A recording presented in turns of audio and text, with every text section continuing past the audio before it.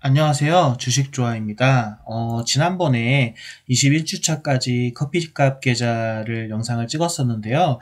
21주차가 7월 10일이었죠. 원금이 이제 180만원 정도에 7만 5천원 정도의 이런 수익률이 나고 있는 상황이었습니다.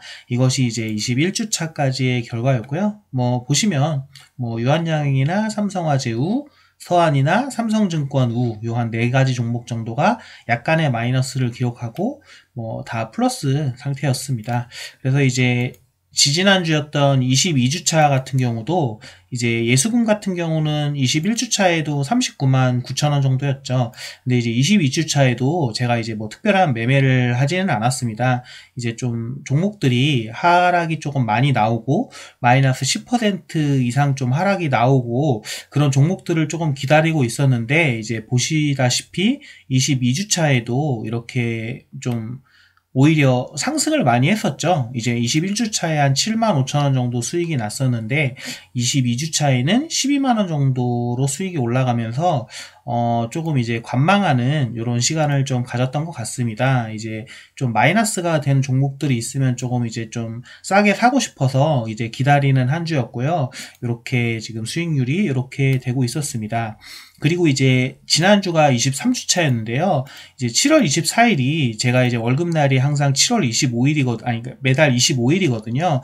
그래서 이제 커피값 계좌에 이제 취지가 월급날에 매달 이제 커피값 30만원씩을 투자해서 이제 하는 거기 때문에 이제 22주차까지 원금이 180만원이었는데 23주차에 이제 월급이 들어와서 이제 30만원을 더 입금해서 원금은 이제 210만원이 되었습니다. 여기 보시면 이제 예수금도 69만 9천원으로 이제 증가한 게 보이시죠? 이렇게 보이고 이제 평가 손익은 거의 비슷합니다. 22주차에도 12만원 정도였는데 23주차에도 이제 12만원 정도로 이제 동등 비슷하게 보이고 있습니다. 수익률도 거의 비슷하고요.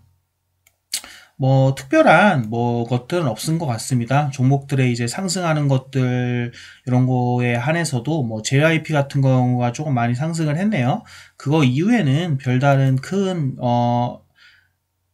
변동 없이 이렇게 진행이 되고 있습니다. 근데 이제 저도 이제 솔직히 좀 이제 수익률이 좀 이제 마이너스가 나는 종목들을 조금 싸게 매수하기 위해서 한 2주 정도는 기다렸었는데요. 이제는 조금 더 이상 기다리기에는 이제 예수금도 쌓이고 이제 분할 매수를 좀 시작을 해야 할 것 같아 가지고요. 이제 다음 주부터는 조금 이제 종목 분석들을 통해서 이제 매수를 시작하려고 하고 있습니다. 여기 있는 종목들 중에서 아마 이제 분석을 통해서 매수를 시작을 할 것 같습니다.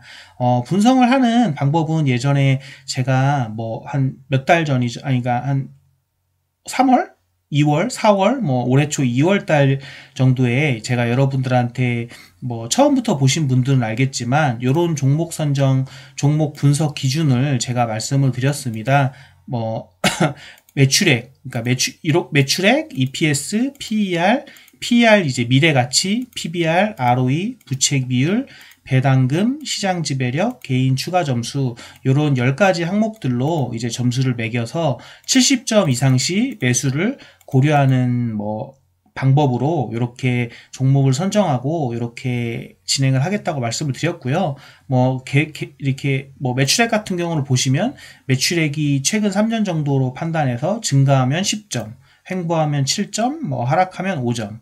다른 것들도 그렇습니다. 부채 비율도 100% 이하면 10점, 200% 이하면 7점, 400% 이하면 5점. 이런 식으로 해가지고 이런 평가 툴을 가지고 제가 종목들을 분석을 해서 매수를 하고 이런 것들을 말씀을 드렸는데 이러한 평가 방법에 의해서 한번 이런 종목들도 다음 주부터는 조금씩 분석을 다시 해서 추가 매수를 하던가 아니면 새로운 종목을 편입하던가 하는 방법으로 진행을 할 생각입니다. 장을 한번 보면 코스피 지수고요. 이제 일봉으로 보시면 2월달, 3월달에 이제 코로나로 인한 하락에 의해서 이제 점진적인 우상향을 많이 했습니다. 많이 우상향을 한 상태고요. 일봉으로도 이렇게 많이 상승한 상태고요. 뭐 이평선들이 다 정배열로 점점 돌아서고 있죠. 이제 그리고 주봉으로 봤을 때도 이렇게 상승을 많이 한 상태입니다. 근데 뭐 이렇게 상승을 많이 했다고 하는데 이제 월봉으로 봤을 경우에는 뭐 우리나라 같은 경우는 이렇게 보면은 그냥 예전에 그런 이평선들을 어떻게 보면 예전에 하셨던 요 매물대죠. 매물대고 이제 박스권이라고 불리우는데 요 박스권에서 뭐 크게 벗어나지 않는 아직 요 정도 상태인 것 같습니다. 개인적으로는 미국 증시 같은 경우는 많이 상승을 했죠. 그동안 많이 상승을 했고, 한국 증시는 뭐 미국 증시나 이런 증시들이 상승할 때 전혀 상승하지 못했다가, 물론 뭐 이렇게 상승을 했었는데, 거의 다 반납을 했죠. 반납을 했다가, 이제 뭐 코로나 사태 때문에 정말 말도 안 되게 빠졌다가 그냥 원상복귀 정도를 한 상태인 것 같습니다. 이제 반면에 미국 증시는 우리나라보다 코로나 통제가 더 저거 잘 되지 않는 상황에서도 증시가 많이 상승을 하고 있죠. 뭐 이러한 것들 때문에 뭐 저는 국내 증시도 조금 더 상승 여력이 더 있지 않을까라는 좀 생각을 갖고 이제 다음 주부터는 투자를 조금 진행을 해보려고 합니다. 그리고 요새 조금 이제 제가 시장을 보면은 뭐 한 두 달에서 세 달 전에는 이제 트렌드가 이제 뭐 언택트라고 하죠. 카카오나 뭐 네이버 뭐 이런 언택트 관련주나 뭐 언택트 관련주나 또 뭐 제약 이런 것들이 많이 올랐던 것 같고요. 그 다음에 2, 3주 전이죠. 그러니까 최근이라고 따지면 뭐 포스코나 뭐라고 할까요? 뭐 여러 가지 철강 화학주, 뭐 그 다음에 OCI 같은 뭐 태양광주, 뭐 한마디로 뭐 이런 게 이제 언택트주고 이제 최근에 많이 상승한 것들이 또 이제 컨택트주라고 할 수 있죠. 뭐 굳이 비교를 한다면 어떻게 보면은 이게 이제 뭐 예를 들어서 뭐 많은 분들이 요걸 주도주라고 생각을 많이 하시죠. 이제 2차 전지라던가 2차 전 여기에 지금 뭐 할 수 있는 게 또 2차 전지나 뭐 이런 것들을 많이 하고 이거는 뭐 예를 들어서 태양광주에 또 뭐가 있죠? 뭐 자동차나 이런 것들은 이제 뭐 어떤 분들은 생각하시기에 따라 조금씩 다르겠지만 뭐 최근 트렌드는 이건 비주도주다 이렇게 생각을 많이 하시고 있는 것 같습니다. 뭐 분들도 있는 것 같습니다. 그래서 이렇게 분류를 많이 해가지고 이제 뭐 여기가 많이 상승을 할 거다. 그리고 여기 최근에는 이제 2, 3주 전부터는 여기가 또 상승을 많이 했죠. 그래가지고 이제 이거는 이제 비주도주기 때문에 반짝 상승을 할 거고 이제 뭐 이렇게 큰 상승은 못 할 거다. 주도주가 계속 상승을 할 거다라는 뭐 분위기가 좀 있는 것 같습니다. 뭐 그렇게 생각하지 않으시는 분들도 있고요. 근데 뭐 개인적인 제 의견을 말씀드리면 저는 뭐 이렇게 단순히 이분법적으로 나누기보다는 뭐 화학주라고 해도 뭐 사실 앞으로 장기적으로 봤을 때는 우리나라 같은 경우는 뭐 제조업 뭐 철강이나 화학이나 조선 여기에 뭐 조선도 들어갈 수 있죠. 이제 조선도 이런 것도 들어갈 수 있는데 이게 뭐 예를 들어서 5년에서 10년 장기적으로 봤을 때는 어떠하냐라고 묻는다면 전 개인적으로는 생각으로도 이게 뭐 그다지 이렇게 전망이 좋다고 보진 않습니다. 왜냐하면은 뭐 철강을 만드는 거나 자동차, 태양광 이러한 어떻게 보면 제조업 같은 계통들이 결국에는 이제 5년, 10년 장기적으로 보면은 이제 뭐라고 할까요? 뭐 중국이나 뭐라고요? 뭐 인도 이런 부분에 많이 넘어가겠죠. 넘어가기 때문에 이게 어떻게 보면 아주 장기적으로 보면은 좋지 않을 수도 있는데요.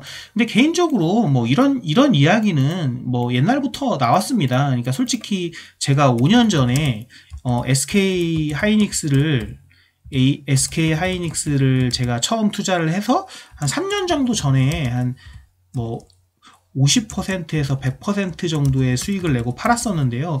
이때도 제가 5년 전에 처음 매수할 때 투자 포인트가 그거였습니다. 뭐 중국이 반도체 굴기를 한다고 해서 이렇게 뭐 정부 정책적으로 반도체를 밀어줬죠. 근데 이제 저는 이때 그런 기사들을 보면서 생각했던 게 아니 그 미국이나 이러한 뭐 여러 가지 회사들도 삼성전자의 반도체나 이런 것들에 많이 무너졌고, 물론 뭐 아직도 이제 미국이나 대만 이런 회사들이 강한 시장이 반도체 시장이지만요. 그런데 중국이 뭐 돈으로 민다고 무조건 그렇게 되겠느냐라고 했고, 그렇게 생각을 했고, 뭐 삼성전자나 SK하이닉스 정도는 살아남을 거다라는 생각에 SK하이닉스를 투자를 했었거든요. 뭐 개인적으로 이런 섹터도 전 그렇게 생각합니다. 물론 저도 이제 장기적으로 보면 우리나라도 뭐 카카오, 네이버, 제약, 그 다음에 뭐 화장품, 문화, 엔터, 뭐 이런 것들이 다 이제 주도주라고 생각을 합니다. 근데 그러면 저 같은 경우 주도주로만 포트폴리오를 구성하고 있냐? 그렇지는 않거든요. 저 같은 경우 포스코도 가지고 있고, OCI, 현대차, 뭐 조선은 안 갖고 있네요. 조선 안 갖고 있는데, 뭐 이런 것들도 많이 가지고 있기 때문에 이제 이런 것들은 너무 이렇게 주도주, 비주도주를 나누는 게 아니라 그 회사가 과연 미래에도 살아남을 수 있느냐, 이런 비주도주적인 성격을 갖고 있음에도 이제 미래에 살아남을 수 있느냐, 그런 것들을 보시고 판단하시고, 어떤 너무 이제 이런 이분법적인 사고보다는 큰 흐름을 보시고 그러니까 큰 흐름이 아니죠. 그러니까 회사의 경쟁력을 보시고 투자를 진행하셨으면 좋겠습니다. 예, 그럼 다음 주에도 성투하시고요. 다음 영상으로 찾아뵙겠습니다.